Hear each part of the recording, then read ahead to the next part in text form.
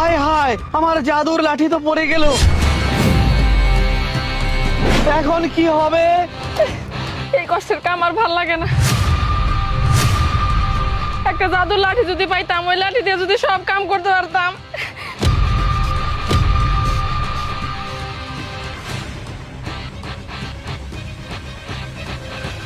ই আল্লাহ, এটা কিসের লাঠি? জাদুর লাঠি কইলাম, পরে এমনি করে এটা পড়লো।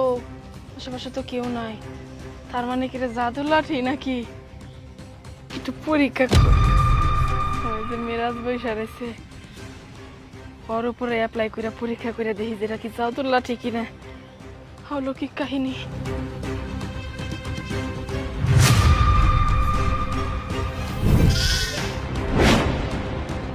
ইয়া আল্লাহ, তা ভাবছিলাম তাই।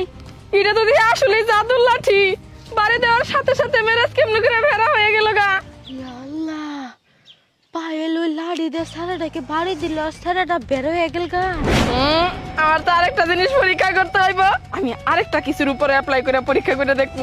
আবা আমাকে ঠিক করেন, ভেড়া থেকে মানুষ বানান। আরে দূর, মাথা খাইস না তোর। আমি পরে মানুষ বানাইতেছি, আপাতত ভেড়াই থাক। মা মা মা। এবারে গাছের পালা, গাছের মধ্যে একটা বাড়ি দিই।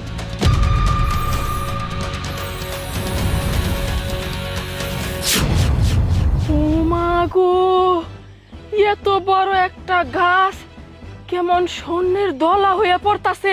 আল্লাহ, লাঠি দিয়ে বাড়ি দেওয়ার সঙ্গে সঙ্গে সোনার বার হয়ে পড়লো। আমার চোখে তো আমি বিশ্বাসই করতে পারতাছি না। জাদুর লাঠিটা এমনি করে আমার হাতে আসবে, আমি তো কল্পনাও করি নাই। আরে আল্লাহ, আমার দিকে মুখ দিলে চাইছে। লাঠি